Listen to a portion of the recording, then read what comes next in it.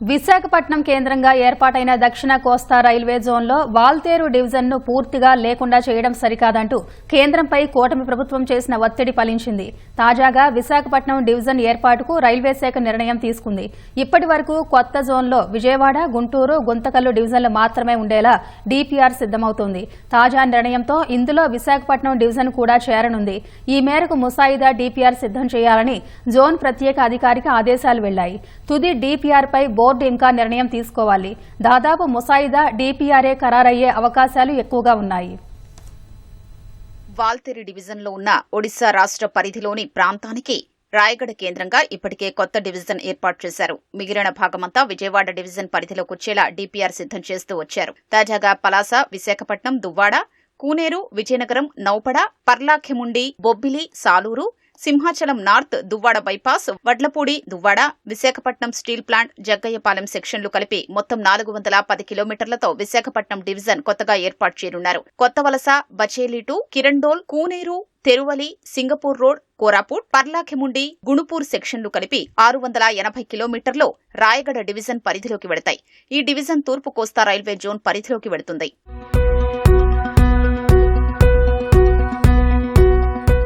మొన్నటి వరకు విశాఖ కేంద్రంగా ఉండే దక్షిణ కోస్తా రైల్వే జోన్లో విజయవాడ, గుంటూరు, గుంతకల్లు డివిజన్లు మాత్రమే ఉంటాయని రైల్వే శాఖ పేర్కొంది. తాజాగా విశాఖపట్నం డివిజన్తో కలిపి 4 డివిజన్లు ఉంటాయి. సికింద్రాబాద్ కేంద్రంగా ఉన్న దక్షిణ మధ్య రైల్వే జోన్లో సికింద్రాబాద్, హైదరాబాద్, నాందేడ్ డివిజన్లు ఉంటాయి. తూర్పు కోస్తా రైల్వే జోన్లోకి ఖుర్దా రోడ్, సంబల్పూర్, రాయగడ డివిజన్లొస్తాయి. దక్షిణ కోస్తా రైల్వే జోన్ నుంచి 250 కిలోమీటర్లను దక్షిణ మధ్య రైల్వే జోన్ కు బదలాయిస్తున్నారు. అలాగే దక్షిణ మధ్య జోన్లోని 46 కిలోమీటర్లు దక్షిణ కోస్తా జోన్ కు తీసుకొస్తున్నారు.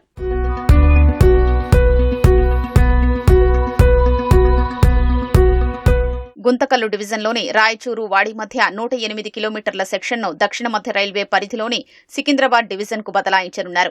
దక్షిణ మధ్య, దక్షిణ కోస్తా, మధ్య రైల్వే జోన్లకు ఇంటర్చేంజ్ పాయింట్ గా వాడి సెక్షన్ ఉంది.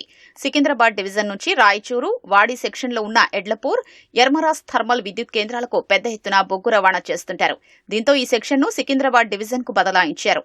ఏపీ, తెలంగాణ పరిధిలోని విష్ణుపురం, పగడిపల్లి, విష్ణుపురం, జన్పహాడ్ మార్గాల్లోని 142 కిలోమీటర్లు ఇప్పటి వరకు గుంటూరు డివిజన్ పరిధిలో ఉండేవి. సింగరేణి బొగ్గు గనుల నుంచి విష్ణుపురం మీదుగా యాదాద్రి థర్మల్ విద్యుత్ కేంద్రానికి బొగ్గు రవాణాకు ఈ మార్గాల్ని వినియోగిస్తున్నారు. దీంతో వీటిని సికింద్రాబాద్ డివిజన్ పరిధిలోకి మారుస్తున్నారు. విజయవాడ శివారులోని కొండపల్లి, మోటుమర్రి సెక్షన్ 46 కిలోమీటర్లు ఇప్పటి వరకు సికింద్రాబాద్ డివిజన్లో ఉండేవి.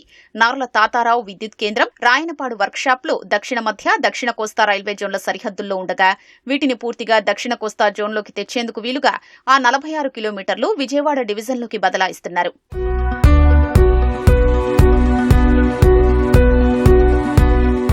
తాజా ఆదేశాలతో విశాఖ కేంద్రంగా దక్షిణ కోస్తా రైల్వే జోన్ కు సమగ్ర ప్రాజెక్టు నివేదికలో మార్పులు, చేర్పులు చేయనున్నారు. విశాఖపట్నంలో జోన్ కార్యాలయాల నిర్మాణానికి ప్రధాని మోదీ గత నెలలో శంకుస్థాపన చేశారు. ఇప్పుడు డీపీఆర్ సిద్దమైతే పూర్తి స్థాయిలో దీని పరిధిలోకి ఎంత లైన్ కిలోమీటర్లు, ఎంత ట్రాక్ కిలోమీటర్లు వస్తుంది, ఏ స్టేషన్లు ఉంటాయనే వివరాలన్నీ ఉండనున్నాయి. దీని ఆధారంగా సిబ్బంది కేటాయింపు వంటి వాటిపై నిర్ణయాలు తీసుకునేందుకు అవకాశం ఏర్పడుతుంది. ఇప్పటి వరకు వాల్తేరు డివిజన్ కు ఉన్న డీఆర్ఎం ఇకపై విశాఖపట్నం డివిజన్ డీఆర్ఎం అవుతారు. అలాగే దక్షిణ కోస్తా రైల్వే జోన్ కు త్వరలో జనరల్ మేనేజర్ నియమించనున్నట్లు తెలుస్తోంది.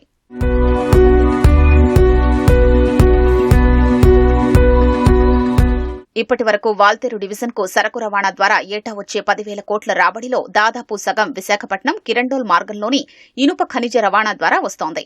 బచేలి-2 కిరండోల్ నుంచి ఇనుప ఖనిజం విశాఖపట్నం స్టీల్ ప్లాంట్, నౌకాశ్రయానికి గూడ్స్ రైళ్లలో రవాణా చేస్తుంటారు. ఈ మార్గం ఏపీతో పాటు ఒడిశా, ఛత్తీస్గఢ్ రాష్ట్రాల పరిధిలో ఉంది.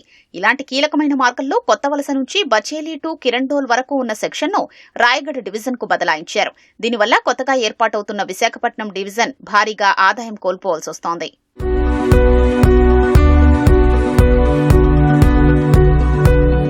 విశాఖపట్నం కేంద్రంగా రైల్వే జోన్ ఏర్పాటు చేయాలని దశాబ్దాలుగా డిమాండ్ ఉంది. 2014లో రాష్ట్ర విభజన సమయంలో ఈ జోన్ ఏర్పాటు చేయనున్నట్లు విభజన హామీల్లో పేర్కొన్నారు. 5 ఏళ్ల పాటు అప్పటి కేంద్ర ప్రభుత్వం పట్టించుకోలేదు.